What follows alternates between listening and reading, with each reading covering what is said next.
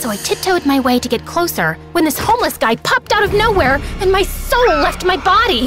Hey, honey, what's a pretty girl like you doing here at this time of the hour? That's none of your business. Oh, but it is. You look fancy. Got some money to spare? And with that, the homeless guy charged at my bag, but I held it tight from the other end and started screaming for my life. Jason heard it, came running, and kicked the homeless guy's butt. Have you been following me? Not intentionally.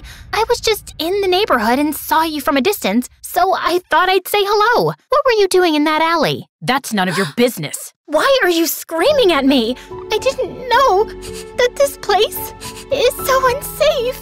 Why are you always so rude to me, Jason? All I've ever done is be nice to you and get you tickets and try to talk to you. I have this giant, stupid crush on you that I can't even do anything about, and you keep screaming at me like I'm a baby. You don't find me pretty, right? That's the problem.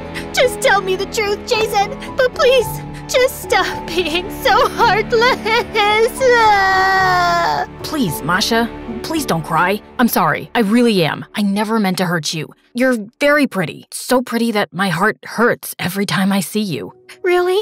You think I'm pretty? I think that's a very well-established fact. Then why were you at the game with that girl? She was just a friend. Jason wiped a tear off my cheek, and my body went numb at his touch. We laughed and talked for a little while before Jason dropped me back to my car, and the next morning, I woke up to a text from him that he wanted to take me out. I was over the moon to finally get a date with Jason, but I didn't tell Robert anything because I didn't want to jinx it till things got official. For our first date, Jason took me to a rundown amusement park that had been closed for years, and I was scared to the bone.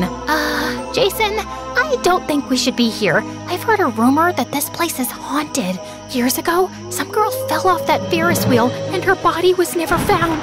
Can we go to some other place, please? Oh, it's just a rumor. Now stay here and I'll be right back. Don't leave me alone. But Jason was already running in the other direction. As I walked around the place, I felt a shadow behind me. Before I could react, something crawled up my legs and I almost peed my pants. Please don't kill me. I swear, I'll do anything you say. I'm just 18. I haven't even had my perfect kiss yet. Masha, open your eyes. Nope.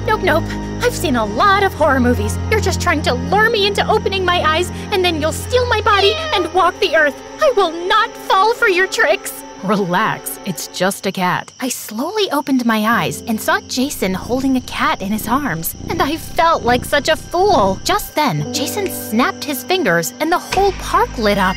I was still taking it all in when Jason took my hand and looked me deep in my eyes. So, you haven't had your perfect kiss yet, huh? Let's see if we can change that. He leaned in for a kiss, and so did I, and it was unreal.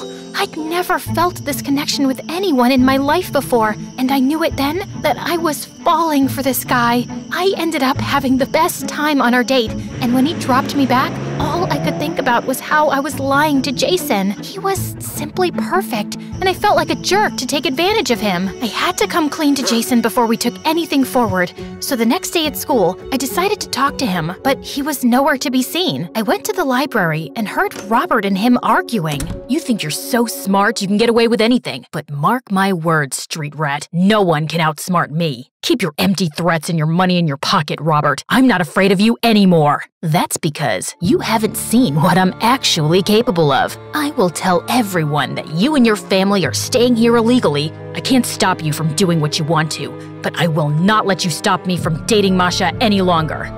Suit yourself. I slipped away quietly before either of the boys saw me, feeling totally confused. Robert asked Jason to stay away from me when he asked me to date him, and Jason was living in this country illegally? I had so many questions and only one way to get my answers. I texted Jason that I was skipping school and asked Robert to see me at the beach house. He got there an hour later, and I was so mad at him, I flung a vase at him, but he ducked. Are you trying to kill me? Oh, I wish. I wish I could kill you, but before that, you need to answer my questions. What kind of cruel, twisted game are you playing with me and Jason? Oh yeah, I heard you two arguing in the library. Then you also heard that he's staying in this country illegally. You know his dad is a fraud and currently in jail? That's not what I asked. Fine, I did what I did because I was tired of living under your shadow. What are you talking about? Do you remember as kids? No one even looked at me. All that people talked about was the pretty little Katie. I was always the ugly twin brother. I was good at studies, brilliant at sports, but no one cared.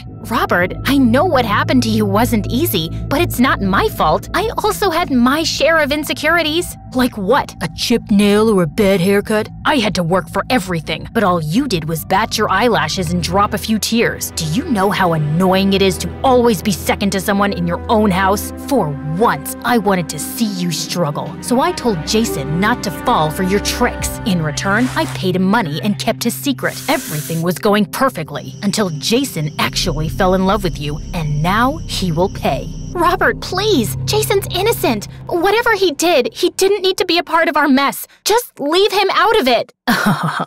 But he is a part of our mess because you love him, and now I will take him away from you. I've already alerted the authorities that he's living here illegally, and soon he'll be deported. You can say your final goodbyes if you want. You disgust me, Robert. I hate you. I ran outside, but I had no idea where Jason lived. The only address I had was of his aunt's cafe, so that's where I went. But unfortunately, it was shut. I tried calling Jason's cell phone, but it was out of reach, and there was no other way to get in touch with him. I felt like someone had punched me in my gut, and I couldn't help blaming myself for the situation he was in. I tried tracking Jason for a while, but it was useless, and eventually, I went back to my old life, but everything had changed. I got no pleasure in spending money.